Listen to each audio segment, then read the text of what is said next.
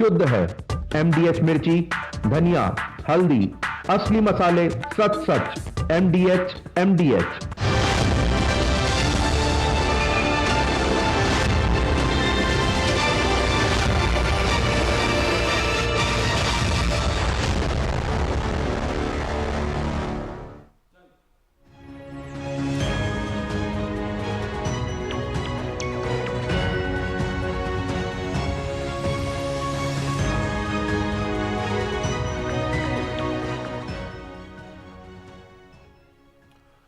नमस्कार। लोकसभा चुनाव से जुड़े हमारे इस खास शो संग्राम के सेनापति में आप सभी का स्वागत है। मैं हूं चंद्रशेखर जोशी। लोकसभा चुनाव की तारीखों का ऐलान हो चुका है और सभी दल अपनी अपनी तैयारियों के साथ चुनावी मैदान में उतर चुके हैं। चुनाव चक्रव्यूह जैसा होता है और चुनावी चक्रव्यूह को भेदने के लिए ज़रूरत होती है खास रणनीति की, खास राजनीति की, और उससे भी अहम होता है रणनीति को ज़मीनी हकीकत में बदलने का मादा रखने वाले सियासी सेनापति। यूं तो हर एक दल के अपने अपने सेनापति हैं जिनकी अगुवाई में चुनावी संग्राम लड़ा जाता है, लेकिन सेनापतियों के साथ साथ होते हैं क्षेत्रीय क्षत्रप भी, जिनकी भूमिका भी बेहद खास होती है। संग्राम के सेनापति में हम ऐसे ही सियासी शख्सियतों के किरदार की पड़ताल करते हैं जिनमें चुनावी चक्रव्यूह को भेदने की क्षमता होती है, और तो और खास जनाधार होने के कारण जनता जनार्दन में विशेष स्थान भी ये रखते हैं। इस कार्यक्रम के माध्यम से हम बड़े उन चेहरों से रूबरू कराते हैं जो इस चुनावी संग्राम में अपने अपने खेमे के सेनापति की भूमिका में हैं। तो आइए शुरुआत करते हैं इस खास कार्यक्रम संग्राम के सेनापति की।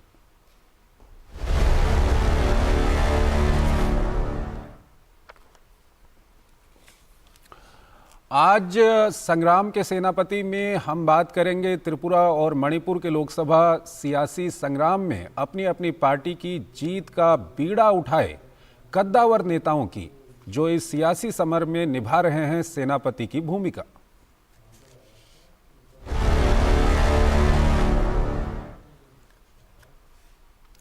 सबसे पहले बात करते हैं त्रिपुरा की। त्रिपुरा में भाजपा, IPFT और टिपरा मोथा का गठबंधन काफी प्रभावी है। यहां लोकसभा की 2 सीटें हैं और 2019 के लोकसभा चुनाव में दोनों ही सीटों पर भाजपा का कब्जा रहा था। यहां के संग्राम के सेनापतियों की अगर बात करें तो यहां के मुख्यमंत्री माणिक साह, भाजपा के वरिष्ठ नेता बिप्लब देब, टिपरा मोथा के नेता प्रद्योत देव वर्मा, वरिष्ठ कांग्रेस नेता आशीष कुमार साह, CPIM नेता माणिक सरकार के नाम प्रमुख हैं। एक रिपोर्ट आपको दिखाते हैं।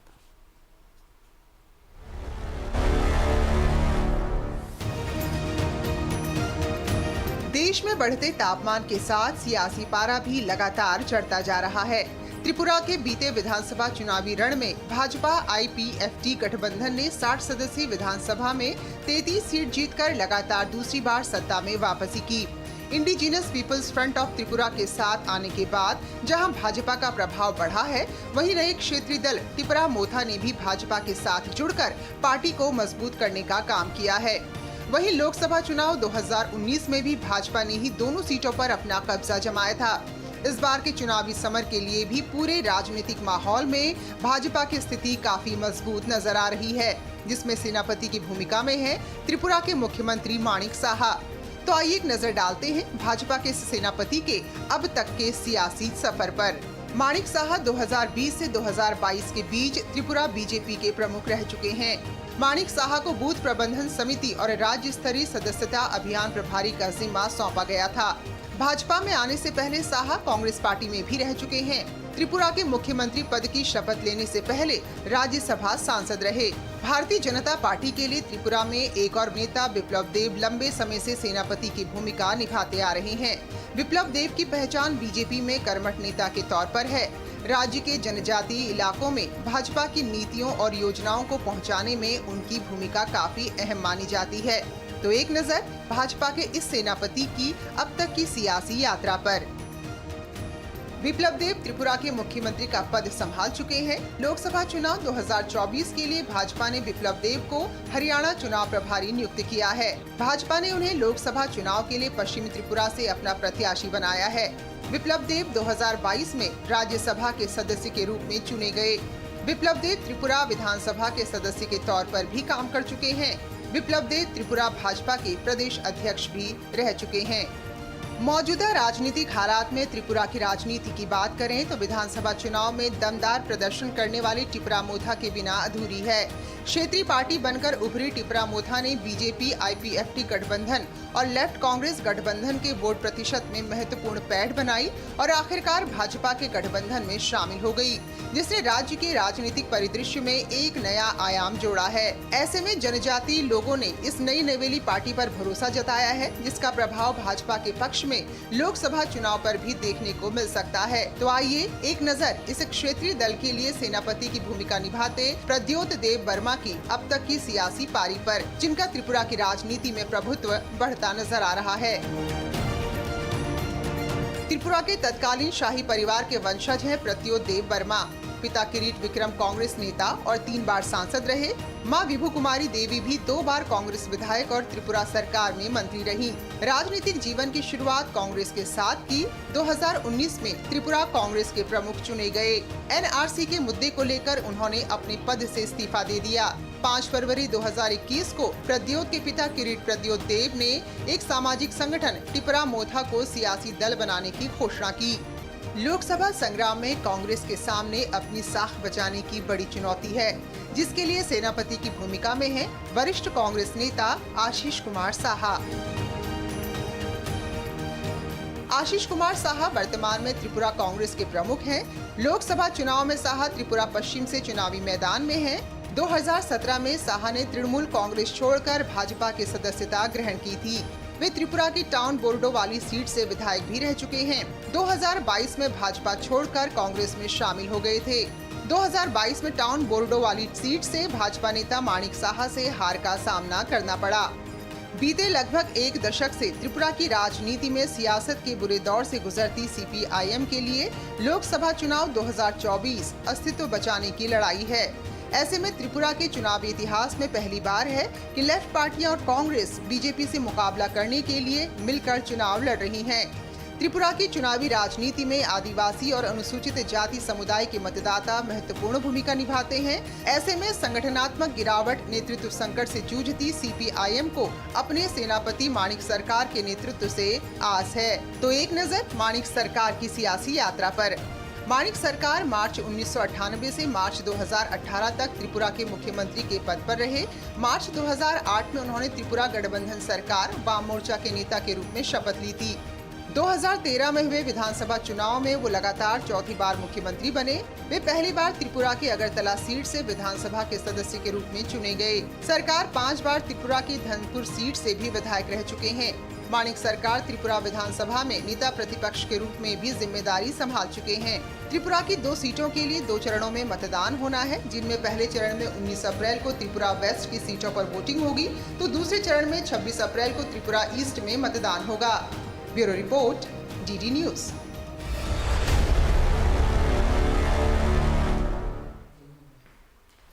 और हमारे खास मेहमान सुविमल भट्टाचार्य हमारे साथ जुड़ रहे हैं, पूर्वोत्तर के विशेषज्ञ हैं, उनसे हम बातचीत करेंगे। सुविमल जी, अगर हम त्रिपुरा की बात करते हैं तो खासकर सबसे पहले अगर हम बीजेपी की बात करें तो वहाँ पर हम माणिक साहा की बात करें या विप्लव देव की बात करें, ये दोनों का कद अगर वहाँ पर देखा जाए तो कितना ये वहाँ पर बीजेपी को फायदा पहुँचाते हैं?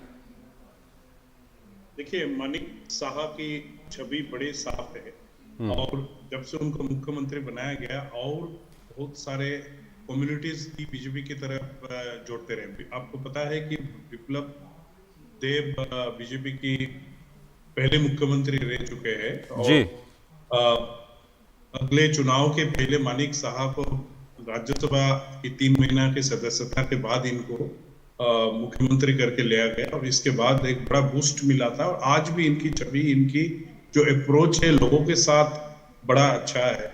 तो मुझे लगता है कि माणिक साहा की जो लीडरशिप रहे है और जिस तरीका से त्रिपुरा के आज की देश में राजनीति है, जैसे अभी अपने ग्राफिक्स में भी दिखाए थे कि जिस तरीका से चुनाव के पहले त्रिपुरा मोथा ने बीजेपी के साथ वार्तालाप की और इसके बाद जो गवर्नमेंट के साथ एक एग्रीमेंट हुआ है कि आगे पीसफुल तरीका से इनकी जो ट्राइबल समस्या है, जो प्रद्युत माणिक्य कई सारे सालों से आप उठा रहे हैं, तो इसको पीसफुल तरीके से सुलझाया जाएगा। तो ये एक ट्राइबल एज वेल एज जो बंगाली वोटर्स है, ये सबको बीजेपी के साथ ला। दूसरा, आपने विप्लव देव की बात की, तो विप्लव देव प्रत्याशी खुद है इस बार लोकसभा वेस्ट त्रिपुरा जो जनरल सीट है जिसका चुनाव 19 तारीख को है, तो उनका भी पब्लिक के बीच काफी कम्युनिकेशन रहे, काफी लोगों के बीच पॉपुलैरिटी रहे। तो मुझे लगता है कि इनकी जो लीडरशिप है इसी तरीके से सीट को जीत पाएगी। ठीक है, अभी हम टिपरा मोथा और कांग्रेस के जो लीडर हैं वहां पर उनको लेकर भी हम बातचीत करेंगे। एक छोटा सा ब्रेक हमको यहां पर लेना।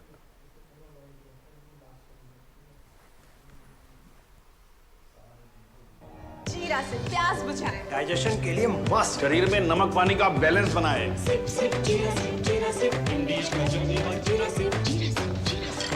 लाखों की संख्या में श्रद्धालु पहुंचे अयोध्या। बरसों की प्रतीक्षा के बाद हमारे अयोध्या का गौरव लौटा है। नहीं तो पहले टेंट, टूटे घाट, गंदगी, कोई फैसिलिटी नहीं। और अब काशी देखो, केदारनाथ देखो, उज्जैन देखो, सोमनाथ देखो, सब भव्य दिव्य। और मोदी जी कहते हैं ये तो बस ट्रेलर है, आस्था का परचम लहराता रहे।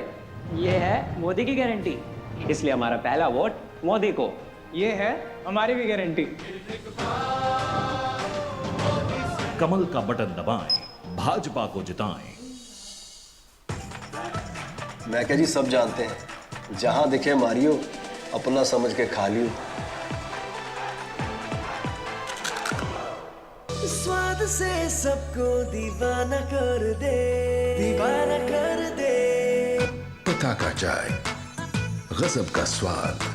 Delivery boy has picked your order. अरे भाई, पता है भूख लगी है। 30 मिनट का मैसेज नोटिफिकेशन आया था ना। मैसेज के सारे थोड़ी बैठ सकते हैं। कल आपने कुछ शेयर्स बेचे थे ना? हाँ, तो चेक किया? मैसेज आया तो था। सिर्फ मैसेज काफी नहीं है। आप शेयर मार्केट में कोई भी ट्रांजैक्शन करते हैं ना, तो स्टॉक एक्सचेंज से आए एसएमएस या ईमेल को अपने डीमैट अकाउंट और बैंक स्टेटमेंट के साथ भी टैली कीजिए। बेटा, भूख में ना दिमाग बंद हो जाता है। सोच कर, समझ कर, इन्वेस्ट कर। आधे बाउल दही में 4 चम्मच MDH चटनी पुदीना मसाला डाला, स्टर करो, पुदीना चटनी तैयार। MDH चटनी पुदीना मसाला। आज हमारी किसान सम्मान निधि सीधे हमारे बैंक खाते में आती है। अब हमारा हक कोई नहीं मार सकता। नहीं तो पहले फसल बिचौलिए कौड़ियों के भाव ले जाते थे, लेकिन अब बीज से बाजार तक साथ खड़े हैं मोदी जी। बड़ा फसल बीमा, किसान credit card, soil health card, सबसे ज्यादा फसलों पर MSP, हर खेत को पानी, नैनो यूरिया, अब ड्रोन की भी तैयारी। लेकिन फिर भी मोदी जी कहते हैं ये तो बस ट्रेलर है। किसान कल्याण की गारंटी मोदी जी की, और उन्हें जिताना ये है हमारी भी गारंटी। कमल का बटन दबाएं, भाजपा को जिताएं।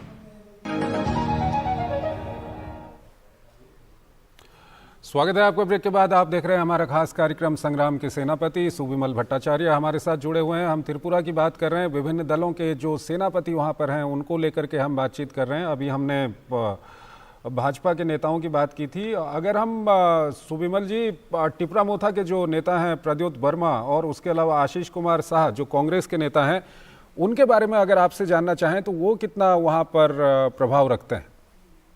देखिए, प्रद्युत माणिक्य बहुत प्रभाव रखते हैं। तो वो रॉयल फैमिली की है, और दूसरी वो इंडिजिनस त्रिपुरी समुदाय के लिए वो काफी वॉइसेस उठाते रहे। उसने अपनी कांग्रेस की सदस्यता भी छोड़े और इसके बाद सारे ट्राइबल्स ग्रुप्स को इकट्ठा करके त्रिपुरा मोर्चा की वो इस वक्त चेयरमैन भी है। और पिछले 2 साल में त्रिपुरा मोर्चा की जिस तरीका से इसको स्टीयर करना है, प्रद्युत माणिक्य का बड़ा भूमिका।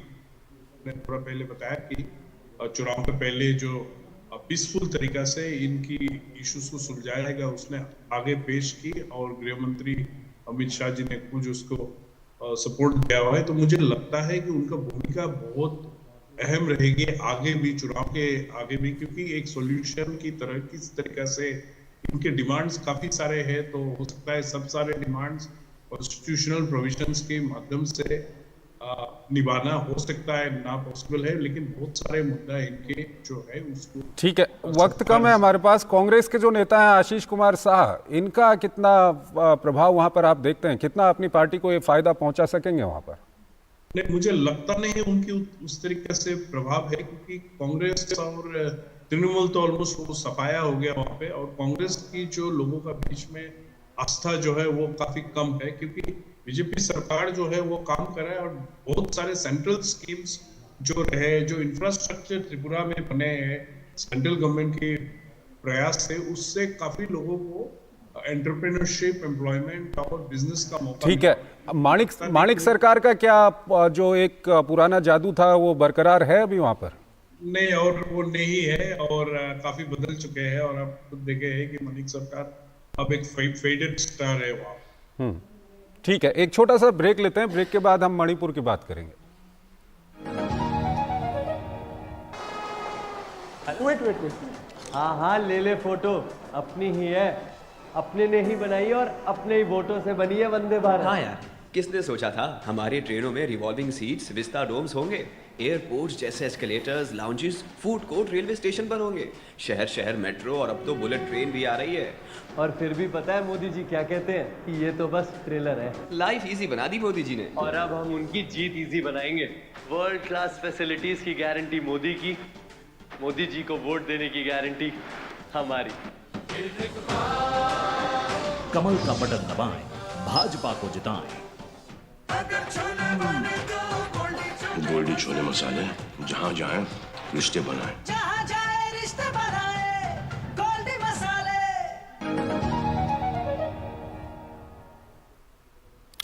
स्वागत है आपका ब्रेक के बाद, और आइए अब बात करते हैं मणिपुर की। मणिपुर में 2 लोकसभा सीटें हैं। यहाँ के चुनावी संग्राम के सेनापतियों की अगर बात करें तो भाजपा के लिए सेनापति की भूमिका में है मुख्यमंत्री एन बीरेन सिंह। कांग्रेस पार्टी के लिए मणिपुर में सेनापति हैं कीशम मेघचंद्र सिंह। एक रिपोर्ट देखते हैं।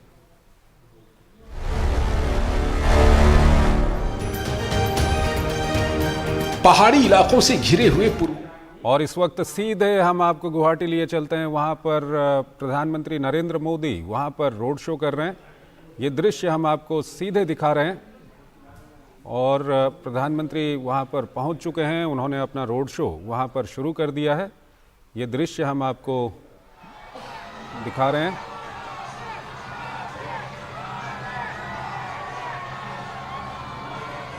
असम के गुवाहाटी में प्रधानमंत्री का रोड शो, ये दृश्य हम आपको दिखा रहे हैं। प्रधानमंत्री ने अपना रोड शो वहाँ पर शुरू कर दिया है, और पश्चिम बंगाल के रायगंज में प्रधानमंत्री ने रोड शो किया था। उसके बाद अब प्रधानमंत्री असम पहुँच चुके हैं, और गुवाहाटी से ये दृश्य हम आपको दिखा रहे हैं।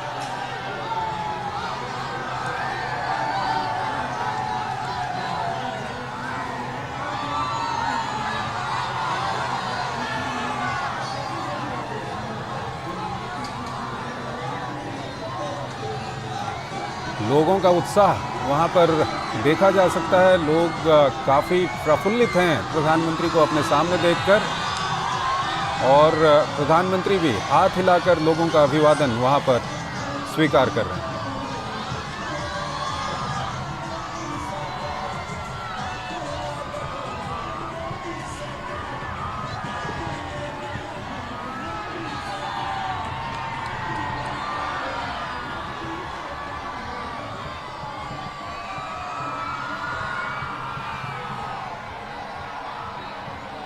तो आप इस वक्त ये सीधे दृश्य देख रहे हैं असम के गुवाहाटी से, जहां पर प्रधानमंत्री ने अपना रोड शो अभी शुरू किया है, और भारी संख्या में वहां पर लोग मौजूद हैं। हमारे वरिष्ठ संवाददाता विनोद मिश्रा हमारे साथ जुड़ रहे हैं, उनसे हम बातचीत करेंगे। विनोद जी, इन दृश्यों में हम देख रहे हैं कि भारी संख्या में वहां पर लोग पहुंचे हुए हैं। प्रधानमंत्री भी उनका अभिवादन स्वीकार कर रहे हैं। क्या कुछ कहेंगे असम के राजनीतिक समीकरणों के बारे में? ज्योति जी, देखिए आज जो है अभी ये लोकतंत्र का जो असली ये सीन नज़ारा जब आप देखते हैं तो ये लोगों के साथ होता है। और जब लोग इतना बढ़िया और इतना रोड शो पे आके जब सारे लोग उस शहर के लोग रेसिप्रोकेट करते हैं तो लगता है कि ये लोकतंत्र की खूबसूरती है। आज ऐसे प्राइम मिनिस्टर के साथ में आप देखिए कि थोड़ी देर पहले सुबह सुबह प्रियंका गांधी की भी रोड शो हुआ था। प्रियंका गांधी इसके बाद त्रिपुरा में भी है। ऐसे दिन भर अगर आप देखें तो देश में अलग अलग हिस्से में रोड शो है, जो सारे स्टार प्रचारक हैं उनका रोड शो हो रहा है। लेकिन जब कभी हम प्राइम मिनिस्टर मोदी के रोड शो की बात करते हैं तो उस रोड शो में एक अलग नजारा आपको दिखता है, जैसे लगता है कि एक खिलता हुआ भारत आपको दिख रहा हो। और ये जो भारत की खूबसूरती है लोकतंत्र को लेके, ये पीएम के रोड शो में आपको उभर के आता है जब आप इस चीज को देखते हैं। और असम में आप ये देखिए कि असम, त्रिपुरा, पूरे नॉर्थ ईस्ट में सबसे ज्यादा सीटें जो है असम की है। और असम के सीट से ही आप कह सकते हैं कि आज से नहीं, लंबे दौर से असम का जो टेम्पो होता था इलेक्शन के समय में, वही पूरे नॉर्थ ईस्ट में एक तरह से माहौल बनाता था। वही एक तरह से पूरे नॉर्थ ईस्ट के माहौल में असम का जो ये था वोटिंग का ट्रेंड होता था, उसी की तरफ से वो बात बनती थी। तो ये जो पीएम के रोड शो को आप देख रहे हैं, आप इसी साल में आप फरवरी में भी पीएम का रोड शो हुआ था। तो असम में जाने वाले, फ्रीक्वेंटली जाने वाले, मुझे लगता है कि देश के पहला प्राइम मिनिस्टर होंगे जो कम से कम 70 बार से ज्यादा असम का दौरा किया है पीएम मोदी ने इस 10 सालों में। पूरे अगर नॉर्थ ईस्ट की बात करूं तो ये पीएम मोदी देश के पहले प्रधानमंत्री होंगे जो 62 बार से ज्यादा दौरा किया है। और जब ये प्राइम मिनिस्टर कभी 5 साल में 8 साल, आपको याद कीजिए, मैं जस्ट एक एग्जाम्पल देता हूँ, असम से ही रिप्रेजेंट करते थे मनमोहन सिंह, डॉक्टर मनमोहन सिंह राज्यसभा से असम से ही आते थे। लेकिन अपने 5 साल में वो शायद नॉमिनेशन करने के लिए असम और गुवाहाटी पहुंचते थे। और ये पीएम मोदी है जो ऐसा कोई सीजन नहीं होता असम का, या ऐसा कोई डेवलपमेंट का प्लान नहीं होता जिसका उद्घाटन करते हैं, उसका शिलान्यास भी करते हैं। और 10 साल में अगर पीएम 72 साल बार गए हैं तो आप अंदाजा लगा सकते हैं कि असम की जो पूरी की पूरी असम के डेवलपमेंट का मानचित्र कैसा बदला होगा।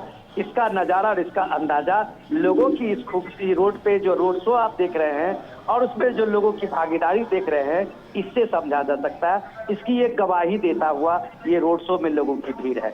जोशी जी। बिल्कुल विनोद जी, अगर हम असम की बात करते हैं तो असम में 2 फैक्टर वहाँ पर काफ़ी महत्वपूर्ण है। एक तो विकास का वहाँ पर फैक्टर है, दूसरा वहाँ पर शांति का फैक्टर है। और इन दोनों में ही जो बीजेपी की सरकारें हैं वहाँ पर, चाहे वो राज्य की सरकार की बात करें या केंद्र ने जिस तरह से वहाँ पर काम किया है, दोनों को काफ़ी सफलता दोनों क्षेत्रों में मिली है।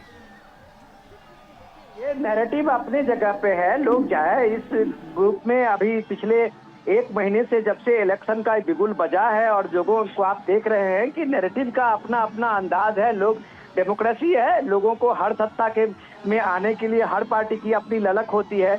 लेकिन शायद अगर वो ग्राउंड कनेक्ट उनका होता, अगर असम में लोगों की ये जो रोड शो में लोगों की उत्सुकता और लोगों की जो भीड़ और लोगों का जो अभिवादन देखते, तो शायद उनको लगता कि उनका नैरेटिव नहीं चल रहा है। उनका नैरेटिव इसलिए नहीं, मैं कह रहा हूँ नहीं चल रहा है कि आज की तारीख में आप देखिए कि कांग्रेस के पार्टी की तरफ से मैनिफेस्टो जारी किया, 5 न्याय और 25 गारंटी कांग्रेस की तरफ से दी गई। लेकिन पार्टी को अपने गारंटी से इतना कॉन्फिडेंस नहीं है कि वो नैरेटिव लेके आज भी प्रियंका गांधी अगर असम में बात कर रही थी तो लोकतंत्र बचाओ और संविधान खतरे में है की बात कर रही थी। आज त्रिपुरा में प्रियंका गांधी है तो उनका एजेंडा जो था वो लोकतंत्र बचाओ और संविधान खतरे का ही था। तो अगर ये लोकतंत्र बचाओ और संविधान खतरे में है तो फिर ये भीड़ क्या है? तो ये चीज लोगों को जो समझाने की कोशिश कर रहे हैं पॉलिटिकल लीडर, इससे बेहतर होता कि नरेंद्र मोदी के एजेंडे में जो मोदी की गारंटी है, उसके सामने में, उसके डेवलपमेंट के प्लान में जो मिशन 2047 का विकसित भारत संकल्प का है, उसके प्लान में एक कोई बड़ी लाइन खींचते। अगर बड़ी लाइन खींचते तो शायद प्रियंका गांधी भी अपनी रैली में, अपनी उस रोड शो में शायद इतनी ही बड़ी भीड़ देखती, क्योंकि ये डेमोक्रेसी, यहाँ के लोग कभी किसी पार्टी के साथ बेईमानी नहीं करते। जो देता है उसको पाई वापस करता है। जोशी जी। बिल्कुल विनोद जी, अगर हम खासकर गुवाहाटी की बात करें तो गुवाहाटी में बीजेपी को काफ़ी अच्छी वहाँ पर सफलता मिलती रही है। और जिस तरह की भीड़ हम वहाँ पर देख रहे हैं, ये क्या कुछ दर्शाता है? क्योंकि गुवाहाटी में जिस तरह की भीड़ है, इसका मैसेज कहीं ना कहीं पूरे असम में और पूरे उत्तर पूर्व में जाता है। अगर मैं गलत नहीं हूँ जोशी जी, तो आप ये देखिए कि ये असम गण परिषद की सीट है जहाँ शायद पीएम की अभी ये रोड शो हो रहा है।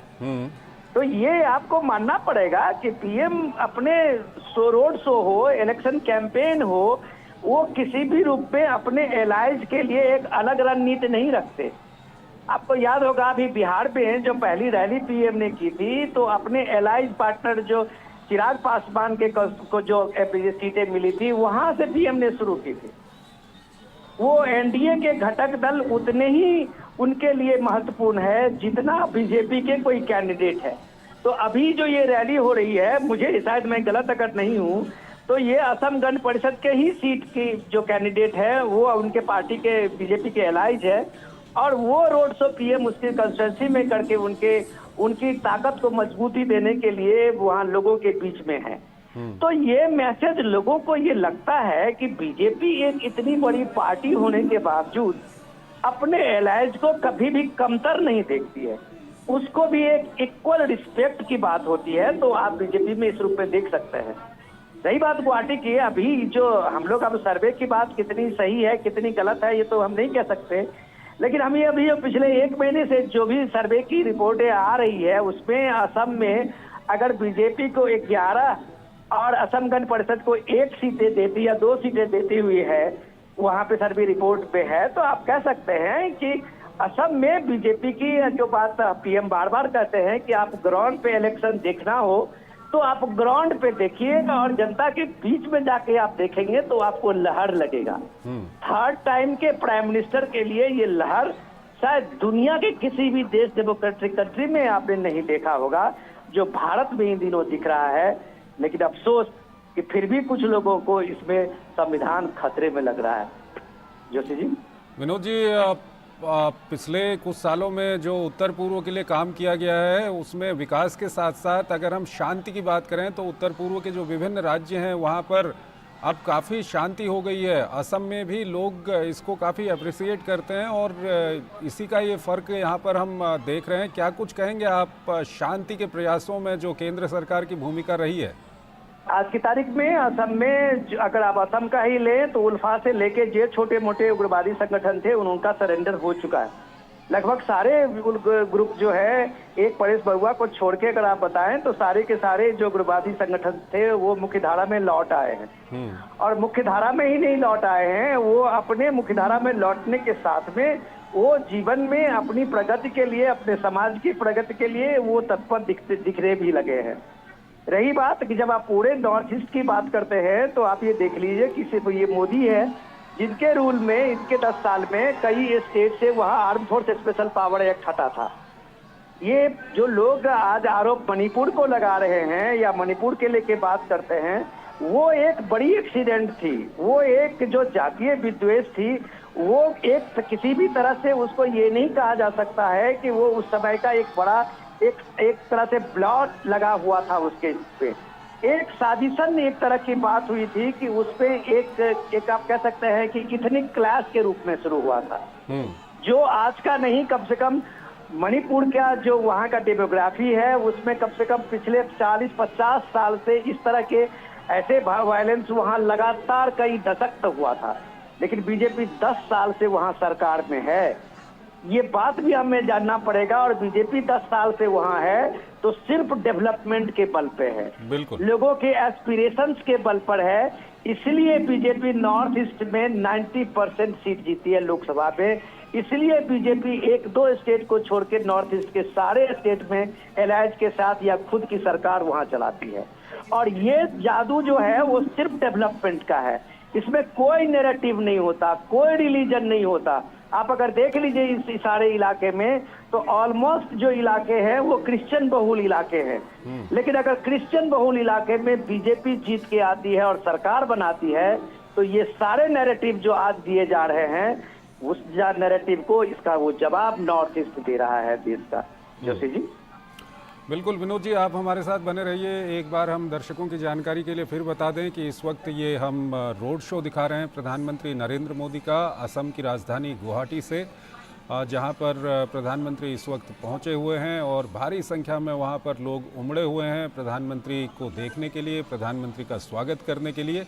प्रधानमंत्री भी हाथ हिलाकर अभिवादन कर रहे हैं लोगों का। और हमारे वरिष्ठ संवाददाता विनोद मिश्रा हमारे साथ जुड़े हुए हैं विनोद जी, अगर हम असम की बात करें तो असम में घुसपैठियों का एक बड़ा मुद्दा रहा हुआ है वहाँ पर, और बार बार पहले भी ये कहा जाता था कि वहाँ पर जो जनसंख्या है उसको ही वहाँ पर बदल दिया गया।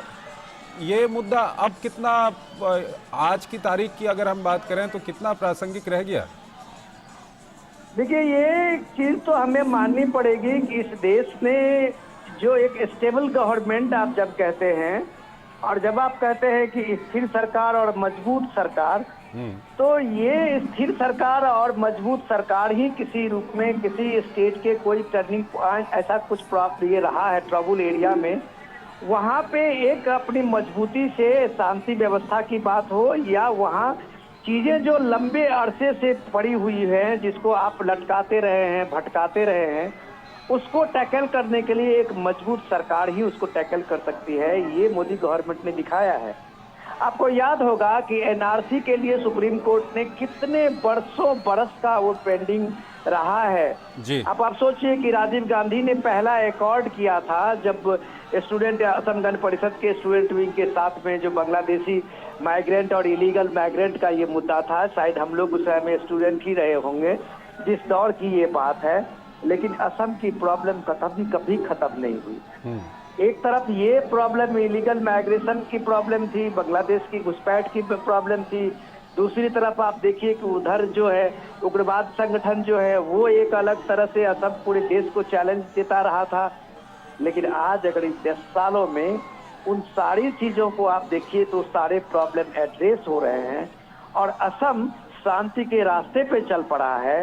हेमंत बिस्वा शर्मा को आप देखिए कि उन सारे इलाकों में एक फर्म डिसीजन लेके, और वो जो सारी सरकार जो इम्प्लीमेंट करा रहा है, चाहे वो सुप्रीम कोर्ट के ये उसमें एनआरसी का ये रहा हो, या अभी सीए का जो मामला आया है उसका इशू हो, हर इशू में जो वहाँ लोकल नैरेटिव था उसको कम से कम जमीन पे खत्म उतारने का जो सबसे इम्पोर्टेंट काम किया है वहाँ का चीफ मिनिस्टर हेमंत बिस्वा शर्मा है, और मजबूती के साथ लोगों में एक विश्वास दिलाया और असम के लोग उसके साथ खड़े रहे, तो वहाँ कोई नैरेटिव नहीं चला।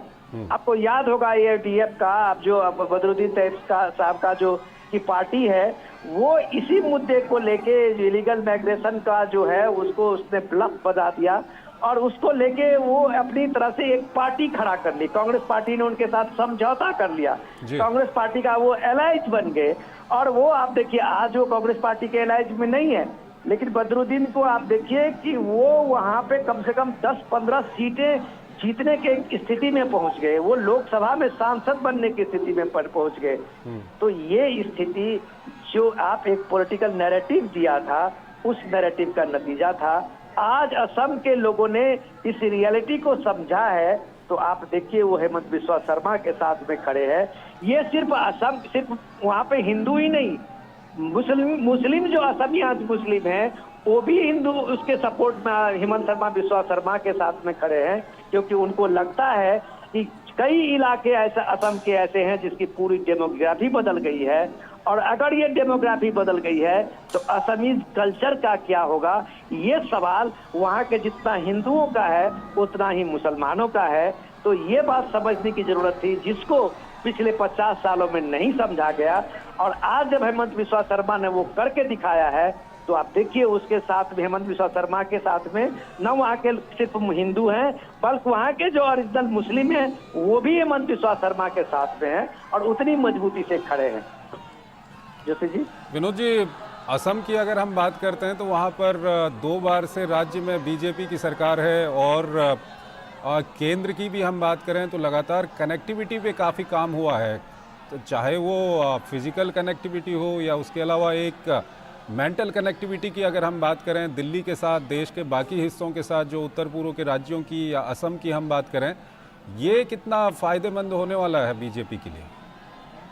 देखिए, जो ये हम लोग कहावत में कहते थे कि दिल्ली दूर है, तो मैं तो ये कहूँगा कि नॉर्थ ईस्ट के लोगों के लिए तो शायद ये कितने बरस तक ये ऐसा ही स्लोगन रहा था, उन लोगों के लिए ये प्रोवर्ब रहा होगा कि दिल्ली दूर है, क्योंकि दिल्ली से क्या, राजधानी दिल्ली से, कैपिटल से कनेक्टिविटी क्या, उनको अपने एक से दूसरे स्टेट के लिए कनेक्टिविटी नहीं थी।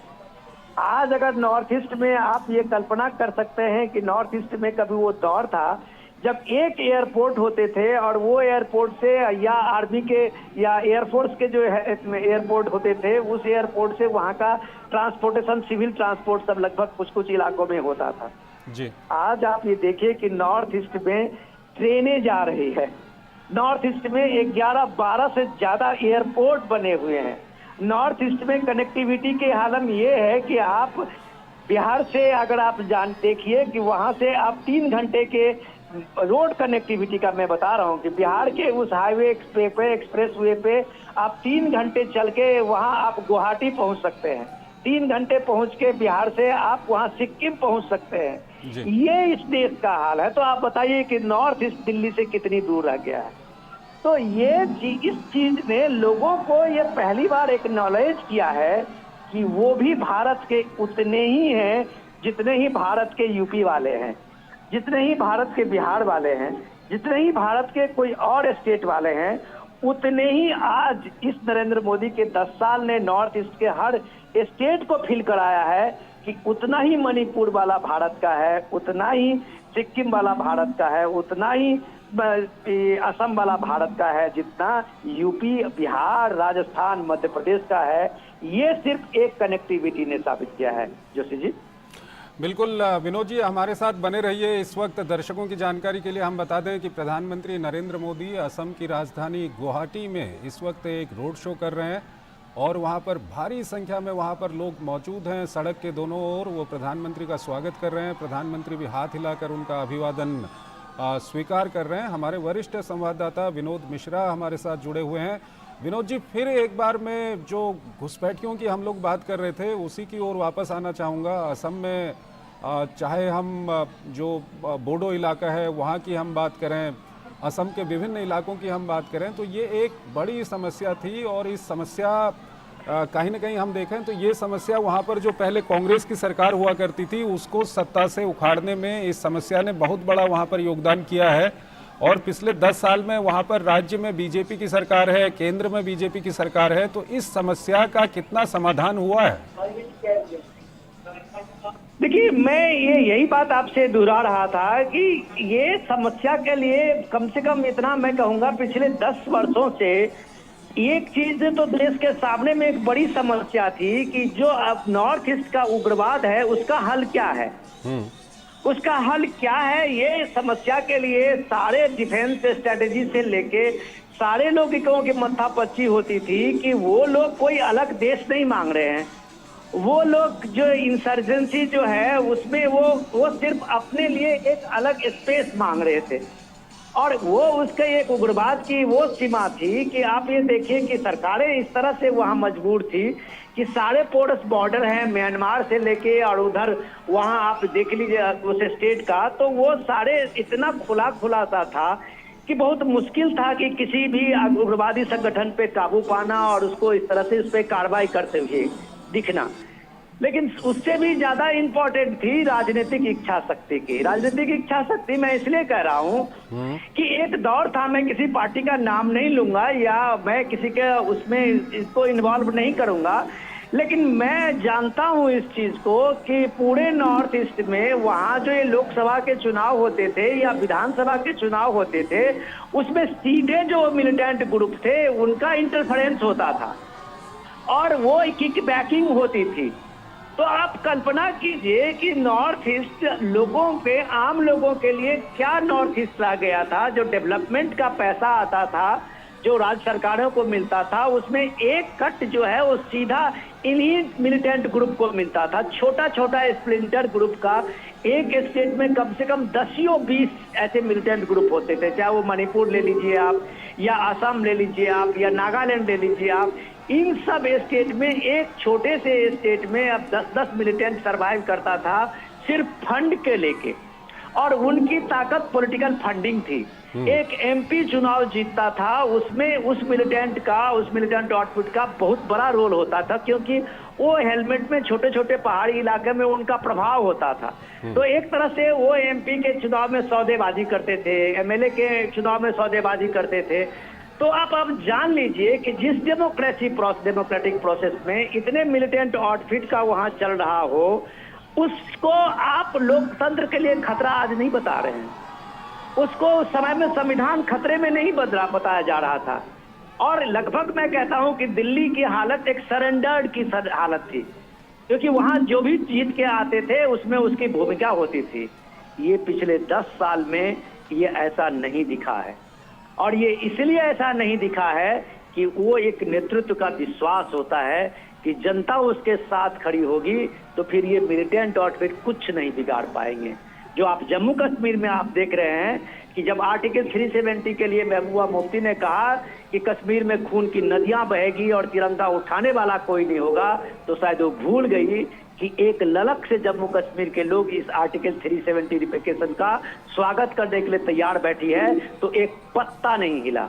और वही नॉर्थ ईस्ट का हुआ। और अब देखिए धीरे धीरे सारे समस्याएं, जैसे मिलिटेंट आउटफिट का फंड बंद हुआ, उनके पैसे बंद हुए, उनकी किक बैकिंग बंद हुई, उनका पॉलिटिकल जो एक्टिविटीज थी वो बंद हुई। आप देखिए कि सारे के सारे छोटे छोटे स्प्लिंटर ग्रुप कैसे तबाह हो गए। तो ये कोई जादू नहीं है, ये कोई जो बात लोग अभी डिफरेंट चैनल पे आप देखिए जिस तरह से कहानी गढ़ रहे हैं, ये एक दिन में नहीं होता है।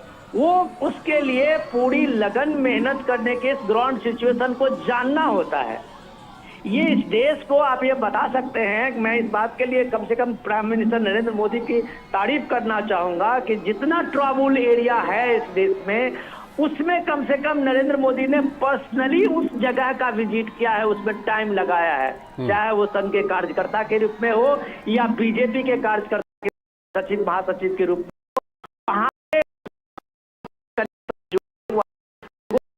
को समझ है। तो ये देश का नेतृत्व है जो देश की समस्याओं को भली भांति समझ रहा है।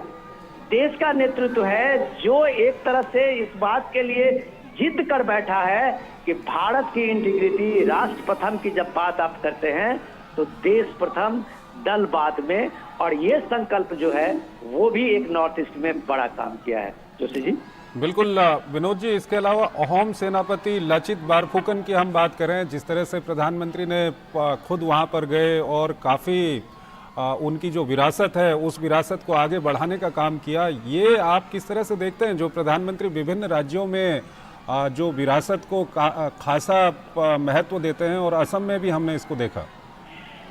देखिए, ये जब प्राइम मिनिस्टर का आप कल ही देखे होंगे कि जो इंटरव्यू में वो बता रहे थे कि ये देश विविधताओं का देश है, जो ये डाइवर्सिटी जो है उसकी यूनिटी, यही इस देश की खूबसूरती है।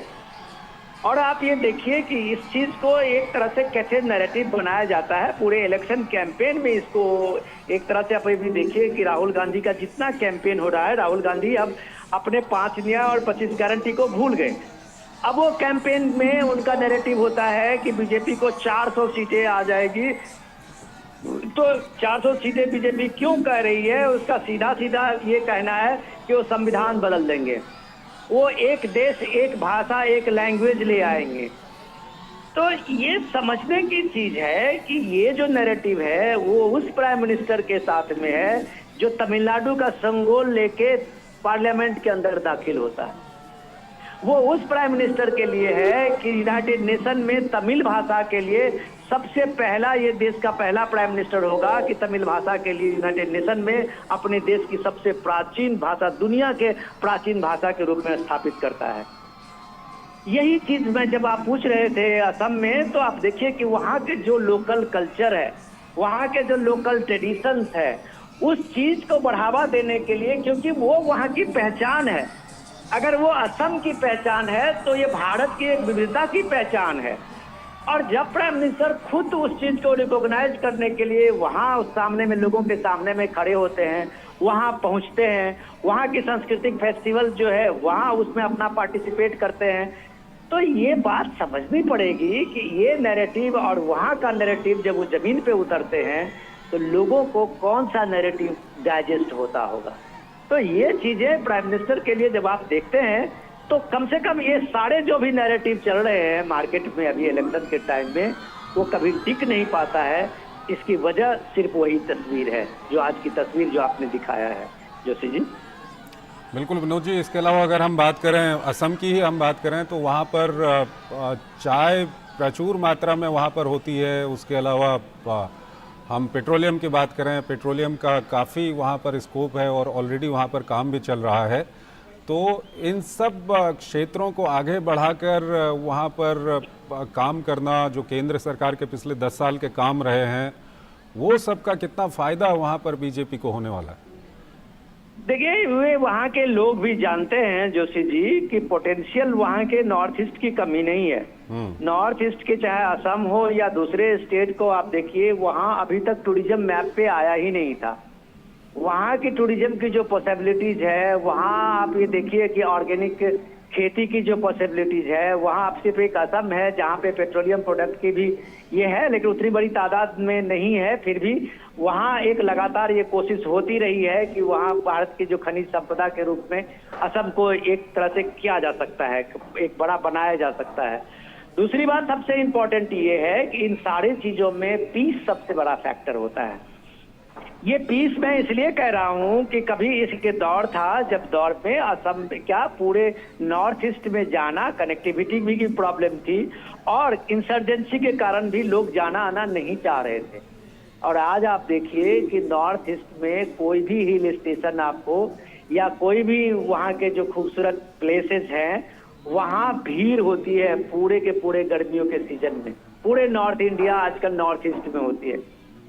तो ये पोटेंशियल जो है, उस पोटेंशियल को लोगों ने कनेक्टिविटी के बाद समझा। अब जो कनेक्टिविटी बनी है और लोग वहां पे पहुंच रहे हैं, लोग जा रहे हैं, लोकल चीजों की खरीदारी हो रही है, तो जाहिर सी बात है भारत के इतने बड़े बाजार में नॉर्थ ईस्ट खास करके असम का जो प्रोडक्ट है उसका सीधे एंट्री हुई है। तो आप सोच लीजिए कि उस स्टेट के GDSSP जो है वो कितना बड़ा होगा। दूसरी बात कि देखिए कि सबसे बड़ी बात ये थी कि अभी तक नॉर्थ ईस्ट के लिए जब सेंटर से पैसा जा रहा था, वो सारे नॉर्थ ईस्ट का पैकेज होता है सेंटर की तरफ से, वो एक आप कह सकते हैं कि उनका एक स्पेशल ये बनता है, पैकेज बनता है, जो दूसरे स्टेट से उनके पास में कुछ एक स्पेशल फैसिलिटीज भी होती है। तो नॉर्थ ईस्ट के पूरे स्टेट को जो मिलता रहा है। ठीक है विनोद जी, बहुत बहुत शुक्रिया आपका ये तमाम जानकारियां हम तक पहुंचाने के लिए। और प्रधानमंत्री इस वक्त एक रोड शो वहां पर असम की राजधानी गुवाहाटी में कर रहे हैं, वो दृश्य हम आपको दिखा रहे थे। फिलहाल इस बुलेटिन में इतना ही, और इस बुलेटिन के ठीक बाद आप देखिए हमारा खास कार्यक्रम न्यूज़ नाइट।